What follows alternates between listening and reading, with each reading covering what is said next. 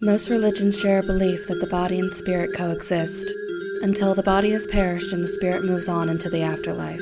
However, there are those that remain. Some stay with a purpose. Some are doomed to relive their own violent deaths. These spirits are one of the oldest aspects associated with Halloween. For generations to come, people will still gather around the campfire to tell the stories of ghosts.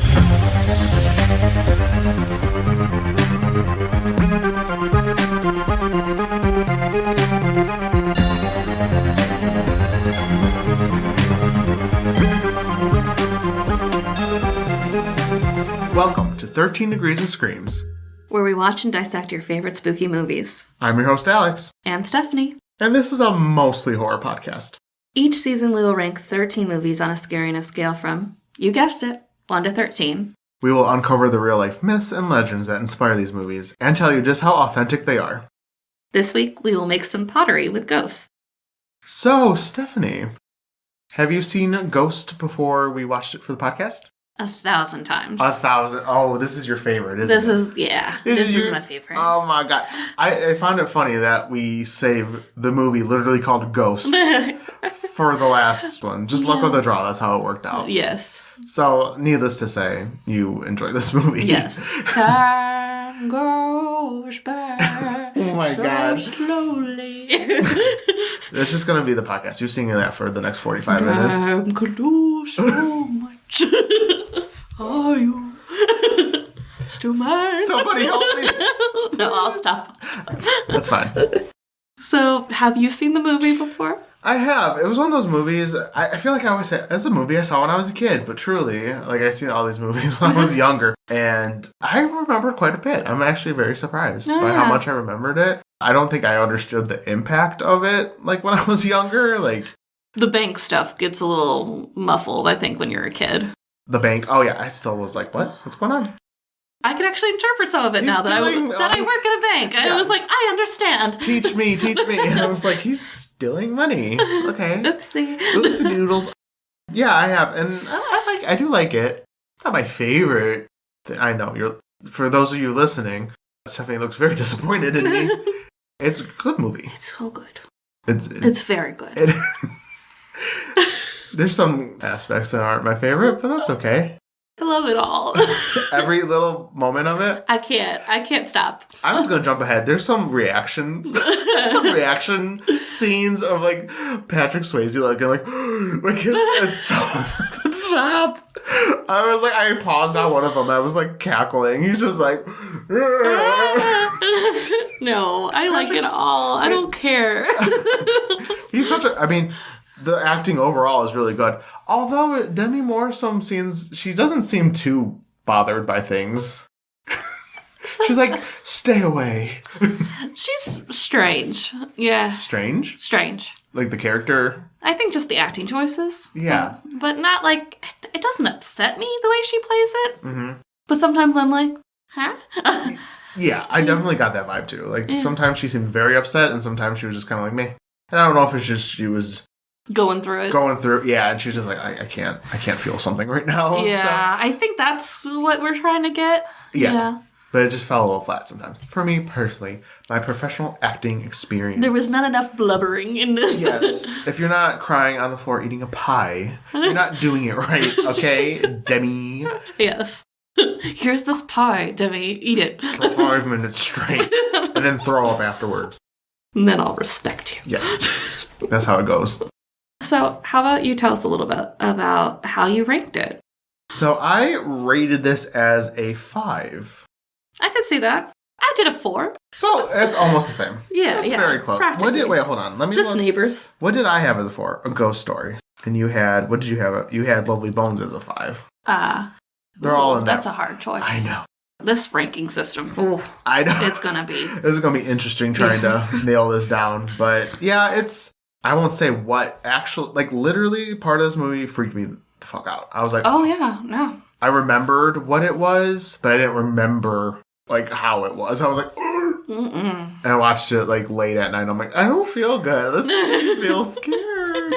Like, it is surprising. Like the music and the dramatics of it all sometimes like gets to you if you're watching it the wrong time.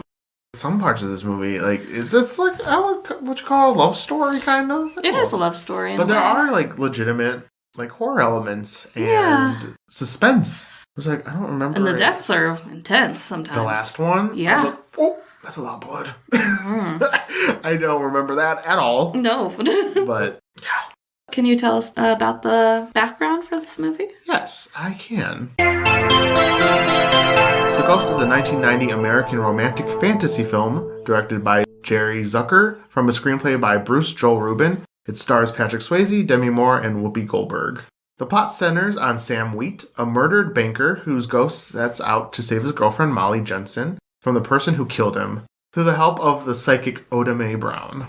Ghost was theatrically released on July 13th of 1990 to a commercial success, grossing $505 million against a budget of $22 million, and emerging as the highest grossing film of 1990. And at the time of the release, it was the third highest grossing film of all time. Yes. Stephanie. Swayze gets people in seats. I did not know this. I knew it was like everyone knows Ghost. Like, yes. The clay scene. Was this after or before Dirty Dancing? I think it was after. Hold, please. Especially after Dirty Dancing. I could see why everyone's coming. Fun fact, I love Dirty Dancing. I love Dirty Dancing, too. That is a good-ass movie. It is. No one puts baby in the corner. Yeah.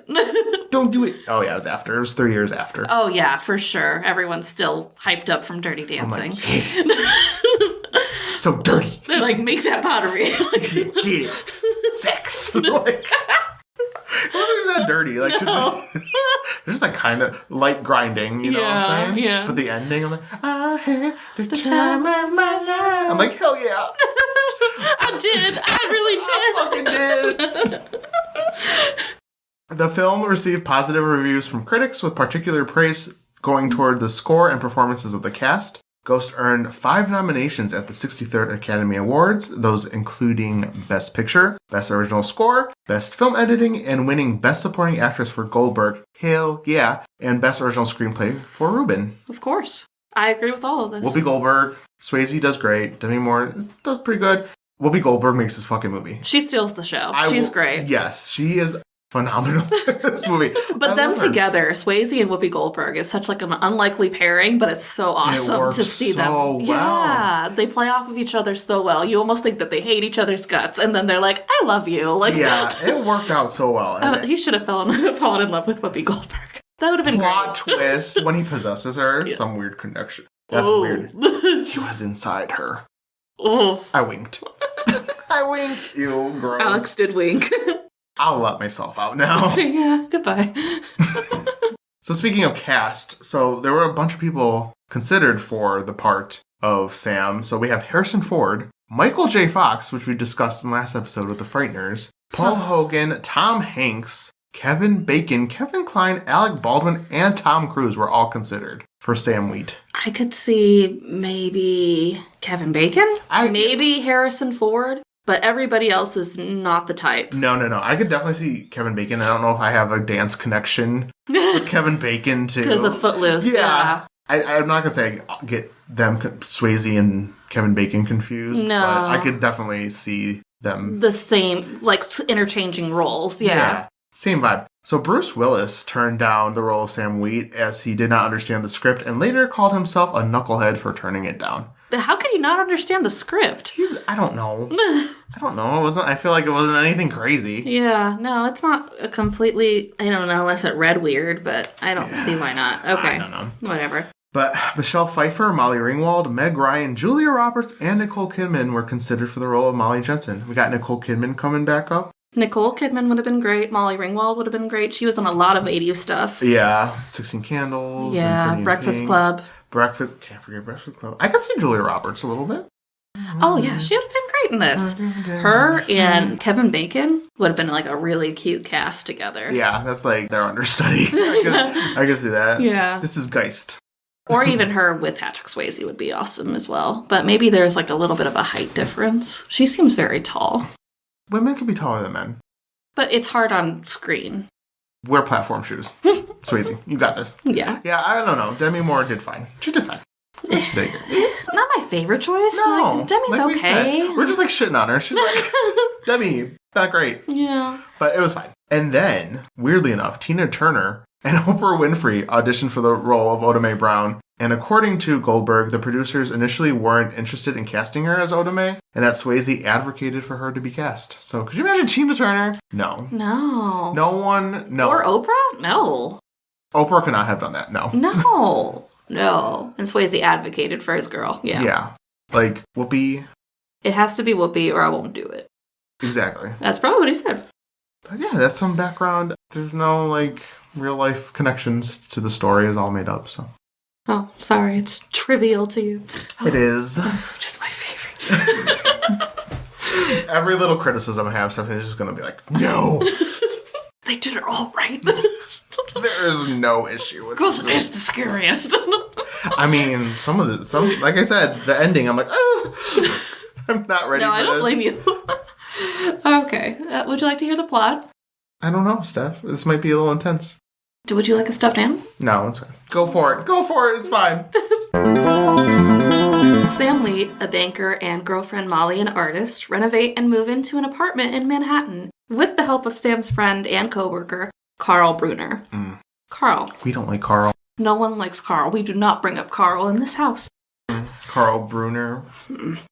One day at work, Sam tells Carl that he's investigating some obscure accounts with unusually high dollar amounts that he found. Carl offers to help with it, but Sam declines, insisting he's going to investigate himself. I'm going to do that every time we mention Carl. We're like, Yeah.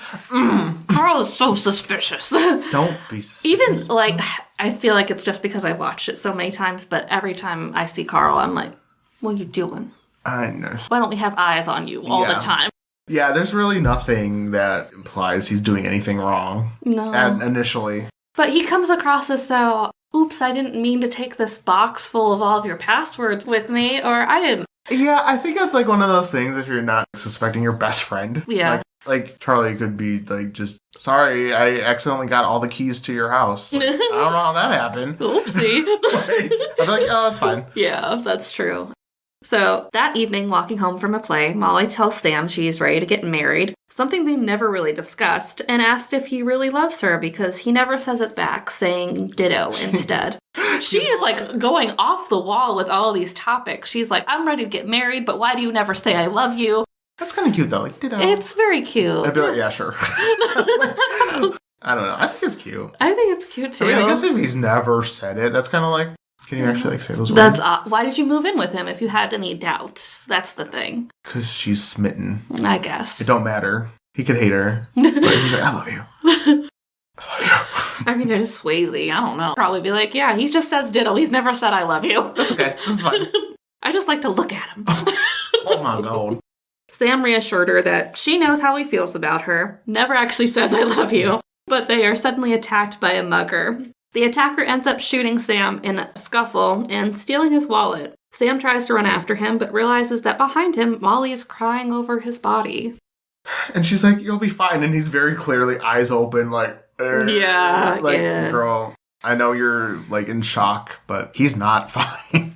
He's very clearly not alive anymore. Yeah, a white light descends down from the sky to him, presumably heaven. Wow. Yes. Never seen that. It looks pretty, though, because of, the little starries, it's prettier heaven. I'd be like, no, this is different, though. This has never been done. Unique. Innovative. A rare. Never seen. A rare occasion. Pushing the envelope. Yes. They did it first. They did it first. Presumably heaven, but he chooses to stay when he hears Molly saying to his body not to leave her. And I don't know if he unconsciously chooses to stay with her because he thinks that he can be revived, but... He's like, get me back into my body. But it doesn't work out, so Sam doesn't return to his body, though, and ends up a ghost only visible to the occasional ghost and unable to physically interact with the mortal world. So he stays with Molly after his death while she grieves. She doesn't eat a pie. It's very disappointing to Alex. I know. That's already a knock against this movie. Where's the pie? Yeah. We need a pie. I've been waiting for a pie to arrive in this scene. You were the one that was all about the pie. So, I feel like you should also be very But upset. this was, in 1990, right? They didn't have pies back then. That wasn't invented until 91, at least. No one ate their feelings in the 90s. No, that's why she was so fucking skinny. Although Rooney Mara, she never had a pie. Yeah. That's fine. God damn it. All these actresses, they don't know what pie is. Neither did the filmmakers with this one. Oh, no. Carl comes by and convinces her to go on a walk, but Sam is disappointed to find he can't follow after her because he's unable to go through the door. But he ends up seeing the mugger come back into his apartment and just roaming around looking for shit. Excuse me. Yeah, rude. So this obviously wasn't just like a random... No, it was a setup. Dun, dun, dun. And the audacity to come back to a man's house that you murdered. I know, you're playing with fire, man. Like, if you're gonna... No, man, I'm not gonna go there. I'm just gonna say, if you're gonna kill someone, you better get the fuck out. Like, he's just like coming in, tiptoeing around. Like. Yeah. Molly returns while the mugger is still inside, which I always hold my breath during this scene. Like, oh, no. That's creepy. Yeah. He's watching her change. It's ill. It's icky. Yeah. But Sam manages to scare their cat into attacking him, so he runs out before Molly can see him. She's like, hello? Like, and he like slams the door on the way out. I was like, there's no way no one was in your house, Molly. Like, he's like running down the stairs like, yeah. She's like, hello. Hey. One of those instances, like, I would have been running out of my room like, who the who was there? I'm already calling the police. I would have already pressed send on 911. Yes. Sam slips out with him and follows him to his Brooklyn apartment to find out that his name is Willie Lopez, and there was a third party that ordered his attack. He was for hire. Yes. After leaving Willie's, he sees a shop front of psychic Oda Mae Brown and pays her a visit. He's audibly disappointed to find that she's a con artist pretending to commune with spirits, but they both are surprised to learn she can hear him heckling her. It's such a funny scene. Like, she isn't actually psychic, and then she, right then and there, she becomes psychic. Yeah. I'm like, what are the odds? Right. And she's like, who the fuck? I just love her little, like, tricks that she's playing too. Like, she has these two sisters that she's working with, and they open the closet door to show no one's there or something, and they're like, she'll be with you shortly, and then they open it and she's there. Yeah, because there's that extra door. Yeah. It's so over the top. And every time, like, she's like, oh, I don't know if I can do it. I don't think I can commune with them today or something. They'll be like, oh, I'll pay you more money. Oh, no. $20. Yeah. She's great. It's amazing. So he desperately persuades Oda Mae to warn Molly about the mugger planning to return to her apartment. She's reluctant but gives in, going to Molly and attempting to convince her it's really Sam, but only giving information he would know. They keep on bringing up this green underwear she wrote her name in, and I was like, what kind of scandalous thing did you do, Molly? Everyone knows the green underwear story at this point. Well, no one knows about the green underwear story, which is why it's like, so, how would you know that? There's nothing else interesting about her. All we know is she wrote her name in green underwear. Yeah. Otherwise, nothing to know of Molly. Like, I'd be pissed. I'd be like, really? This is what you're going to tell someone? There's nothing else, like, interesting about me that only I would know? Yeah. Well, he talks about, like, a sweater she knitted and stuff like that. It's not all... No one else knits. It's just Molly. Right. And she's the only one who writes her name in green underwear. That's it. No one else. Yes. I don't know. But nothing else. They keep bringing up the green underwear. Right. But I was like, maybe we should just share the tea on this green underwear thing. They pass along Willie's name and address to take to the police, and Molly later tells Carl about the whole thing, who offers to look into it. Molly does go to the police, though, soon after, and they are convinced she is being conned because they have a large file on Oda Mae and nothing on Willie. I mean, fair enough. It's a lot. Yeah, unfortunately, Oda Mae is a con artist. Doesn't look trustworthy. But she is actually the one that is not lying this time. Yeah. So, I just feel bad because the police give her such a hard time. Like, Molly? Yeah. Mm-hmm. They're not. Helpful? Shocking. Right. But she's like, they knew stuff that only we knew. And the guy's like, well, they probably just looked at the obituary. I'm like, do you write about green underwear in your obituary? Is this something you do? I mean, not particularly. Should I be?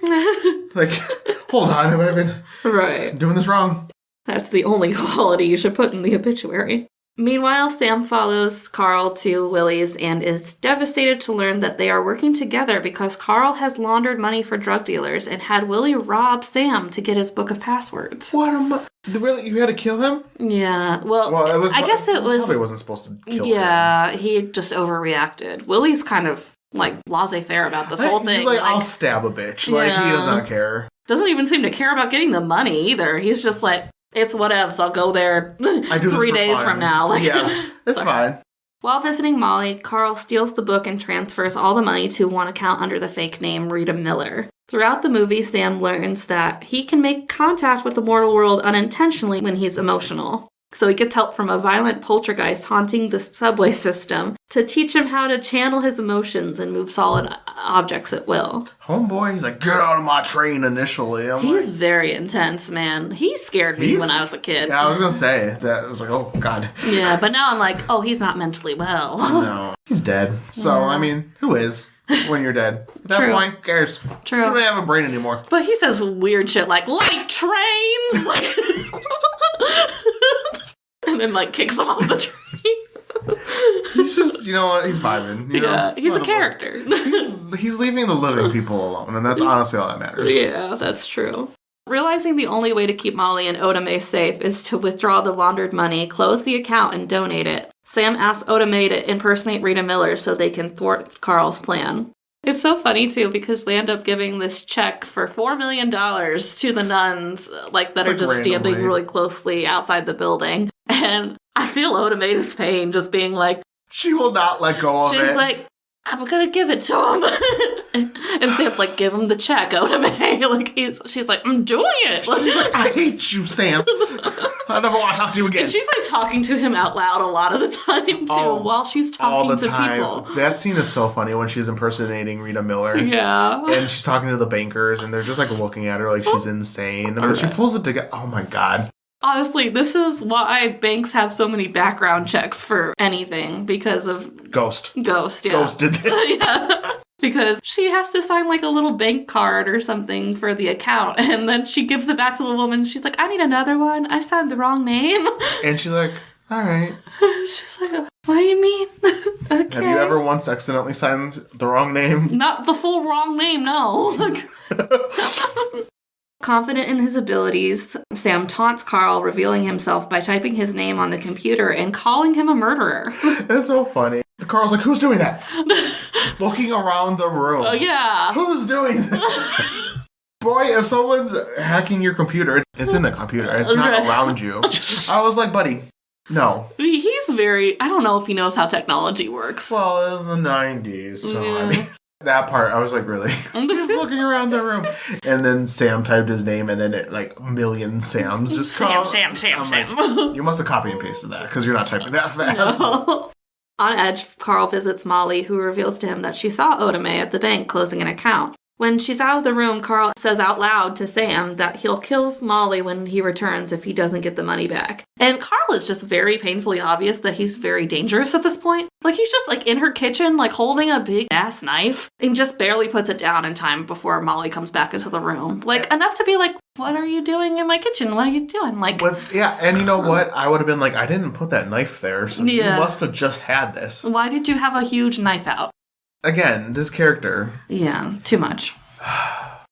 Actually, you know what? Not enough. Not enough. It's not enough. Really? She needs to be, like, on her guard. She's like... Oh, yeah. No, Molly is a woman living in New York. She needs to be a little bit more untrusting of people. Also, can we talk about how skeezy Carl is? Like, he comes over, he visits her multiple times throughout the movie to seek comfort in the whole loss of Sam, of his best friend. He is trying to make moves on her. Yeah. Every 2 seconds. I Like, spilled something on my shirt. And he's like, I can get you a shirt? He's like, no. no, it's fine. Look at my bare chest. Like, and like, who does that? You go to comfort the death of your best friend to his significant other? yeah. Go to anybody else. Right. Like, no.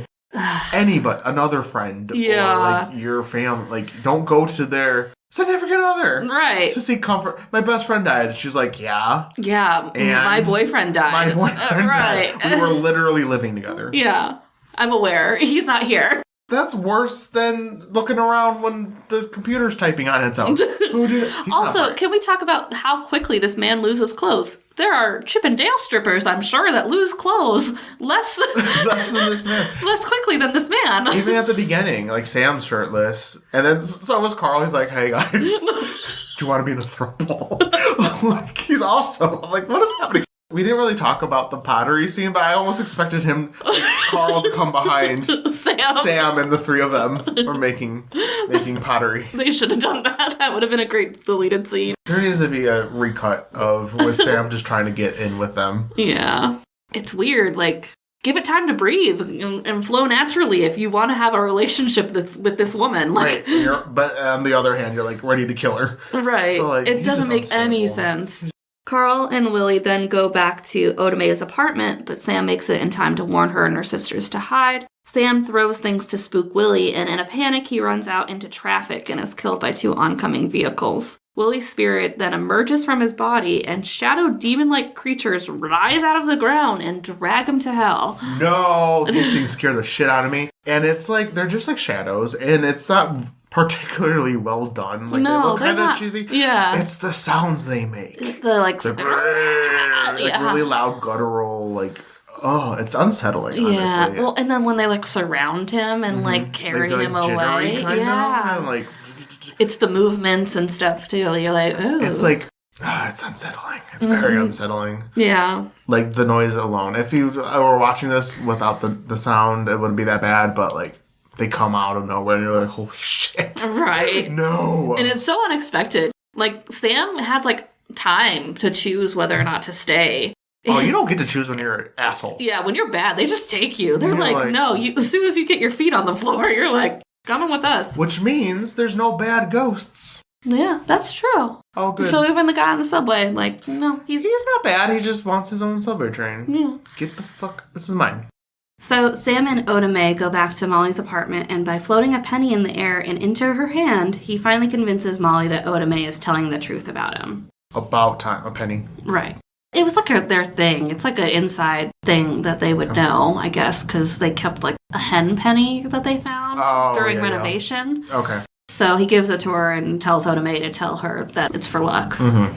So Odame allows Sam to then possess her so he and Molly can hold each other. And can I just talk about how awkward that must feel for Odame? For everyone, really. For everyone, involved. Yeah. Like watching it, you're like, but I know it's Whoopi Goldberg. I know. So, like, yeah, when they film it, they show Patrick Swayze and Demi Moore. And he's, like, caressing her face. It's sensual, yeah. So, from Molly's perspective, she's dancing with Odame. Odame is probably checked out, doesn't even know what's going on, because she's possessed currently. Right. And now Sam's in someone else's body, which I'm sure feels weird. Yeah. So, it's just I know it's meant to be, like, really romantic, but I couldn't get past the imagery. It's hard to not see it that way. Like, I'm just to imagine how uncomfortable that would be, just to be any of them in that circumstance. Like, I almost wish there was a way she could have just danced with his ghost. Yeah.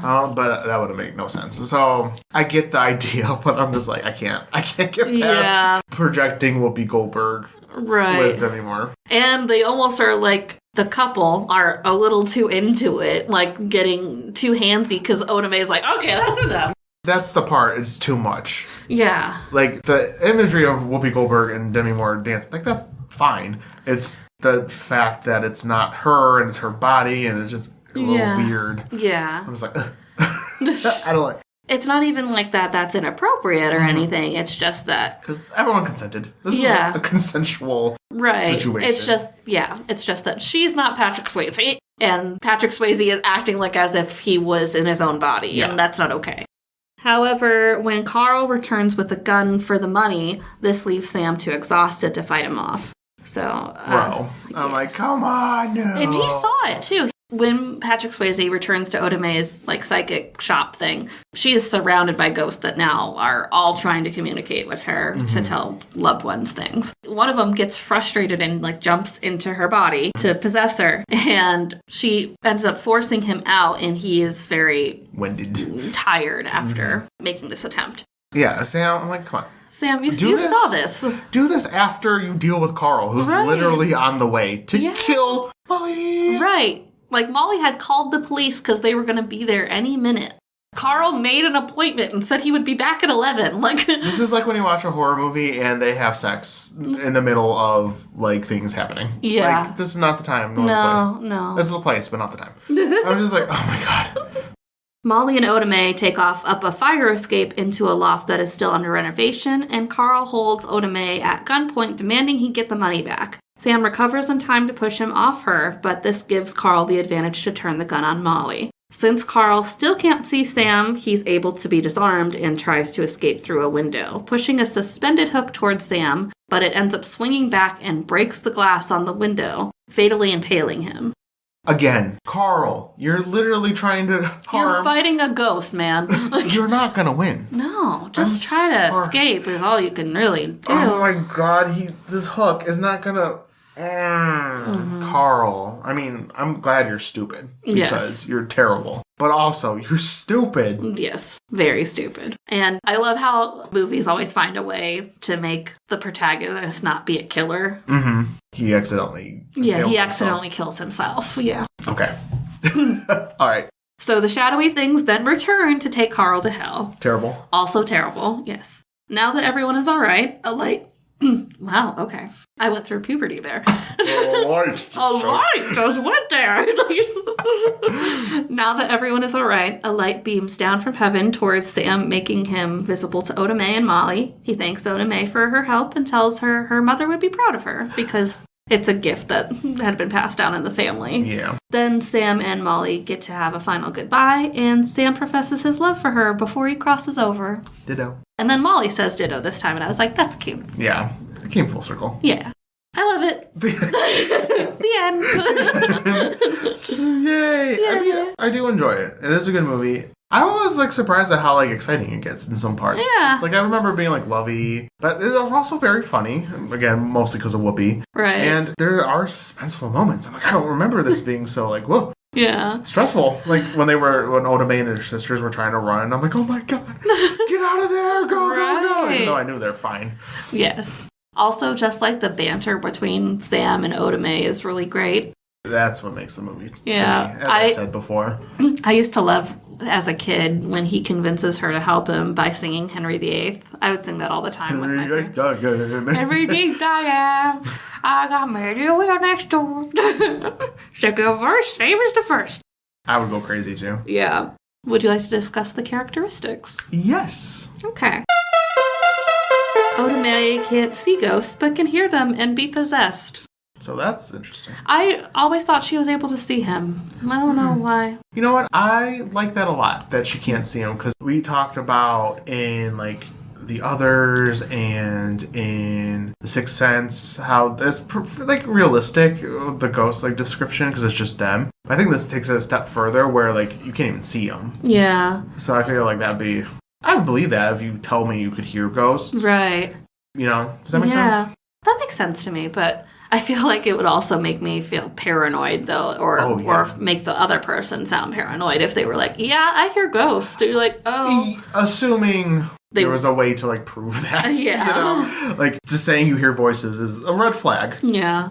I recognize that, but, but also saying you see things isn't any better. Right. So... that is true. Either way, it just depends on if you believe they can see ghosts or they're just have some issues they have to work through, It seems that ghosts have a limited reserve of physical power and can be weakened if they jump into bodies. Mm-hmm. Heaven and hell exist in this world. If you were a good person, you could choose to move on to the afterlife or stay behind if you feel needed, much like Casper's choice to stay with his dad. Walking through walls, moving objects, and possession all require an amount of skill or practice. It's not automatically just known or possible for them. Yeah. You have to train to be a proper spooky ghost. Yes. You need to try. Otherwise, you're just weak. You're weak. You don't just come into this ghost life privileged with all this skill. Yeah, come on now.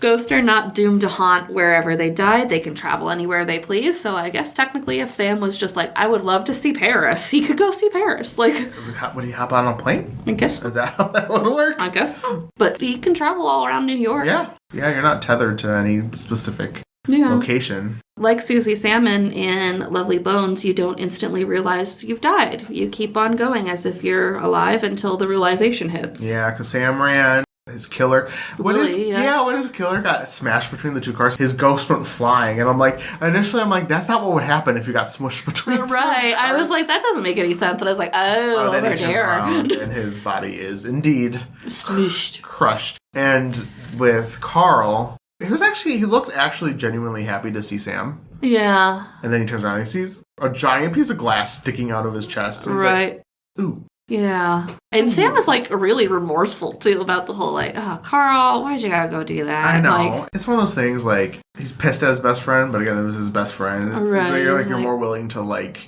be lenient. Yeah. He just wanted him to be arrested, I think. Like, bro. He didn't want him to die for it. Yeah, and, like, even Carl didn't even want Sam to die. No. No. It was just... It happened, and he was too deep, so he didn't really care at that point. Or, well, not care, but... He was like, what am I going to do? Like, I have to keep going. Like, I can't stop. Right. Which is, they did a good job of showing, like, Carl, like, his mental state. Yeah. He's like, because the people he was laundering money to would kill him. Right, for the money not being there. So, like... Right. He just got wrapped up in the wrong thing. I feel like it started as, like, a victimless crime, and then it turned into, like... Yeah, a lot of victims. A lot of victims. I mean, like, stealing money is... Don't do that. But, like, no one is going to die over stealing money. Right. That's true. And then here we are. Yeah. So everyone being dead. It was like, oh. Yeah, and then after Sam dies, he can't stop because, rationally for him, I'm sure, he can't stop because then his death would be for nothing, so. Yeah. Well, also, Molly's in danger. Yeah, that's true. So. I don't know. Yeah, well, yeah, I guess had he left it alone, Molly would have been scot-free. Probably. Because the only reason they went after her is because Oda Mae went to go get the check. The check was gone. Yeah. So then he put Molly in danger. He fucking put Molly in danger. Right. That is not how you get the girl. Like, no.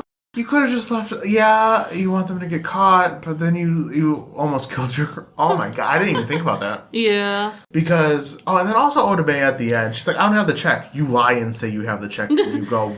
Get it. Right. Because then if you don't have the check, he has no reason to keep you alive. Exactly. I was like, oh, no! And then again, Sam, because he told her to give it away, could have killed her. Yeah. He kind of also lied to her and said that, like, once she gave it away, there would be no reason for them to come after her. Well, to be honest, the only reason they know about that is because Molly said something. Yeah, that's true. Molly's also kind of... They all fucked each other. Yeah. They all got each other in trouble. Well, Molly didn't know and, like, didn't trust Oda Mae at that point, so she was like, her name's not even Oda Mae, her name's, like, Rita Miller, and then he's like, oh, shoot, like, yeah. Yeah, none of them meant to. Yeah. If they had just, like, left it alone, like, not to say that you should just let people die, like, not try to stop them, but, like, inadvertently, they all got each other in deeper trouble. Yes. Fair enough. I didn't even think about that. They all, like, this movie would have been over if Sam would have just passed aside. Yeah. There would have been nothing to do. Oh, my God, Sam. Sam.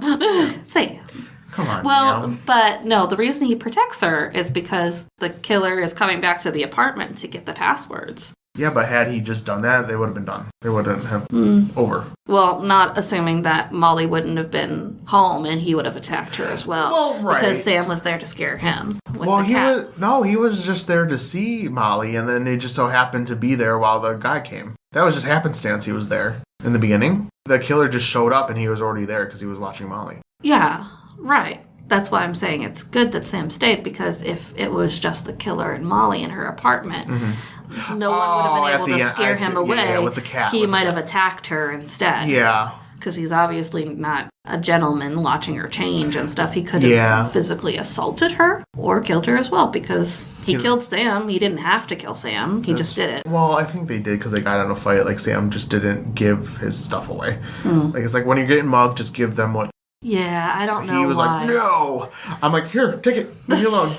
Is it because Sam puts up a fight? I don't think so. I feel like Molly tells him to give him his wallet, and then all of a sudden the killer's fighting him anyway. Like he didn't do it fast enough or something. I don't know. It just seemed like he was like purposely trying to kill him. I don't know. Who knows? Unclear, but regardless. Yeah. They all made silly...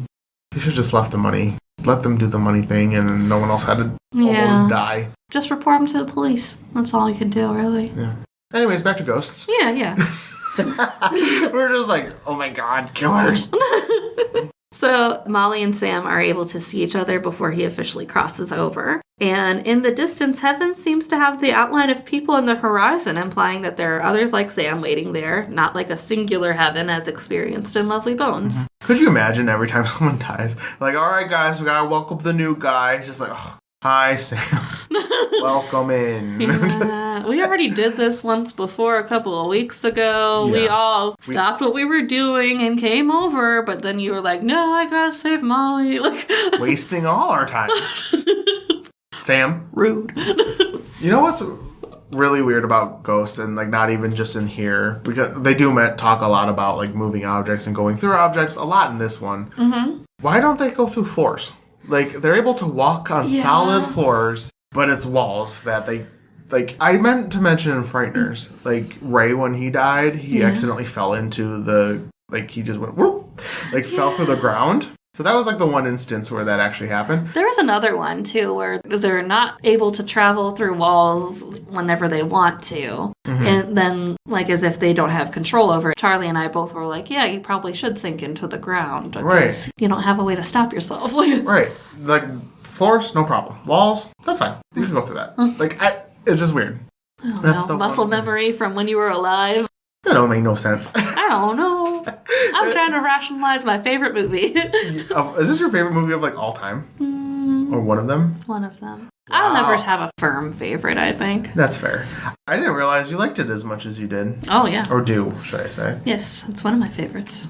So, thank you for listening. That was our last movie of the season. Stephanie, can you believe we went through 13 ghost movies? I cannot. It flew by. But I am excited to see how our recap episode turns out. And I hope you guys will tune in to see the rankings. It's going to be very award showy and it's going to be fun. We're going to have to go through our second rankings and then come up with one final ultimate ranking that we'll have to agree upon. So that's going to be interesting. I feel like it's just going to be a lot of discussions of like, no, but I disagree. Like, yeah, but no, this was scary, but this is scary for this reason. I mean, no, but this was very scary. But we're talking about ghosts here. But consider this. Like, so we'll see how it all shakes out. Our wrap-up episode, give out some superlatives to movies, and that'll be all about ghosts. Yeah. So, again, thank you for listening. If you enjoy the show and listen on Apple Podcasts and Spotify, giving us a 5-star rating is super helpful, and we will always appreciate that.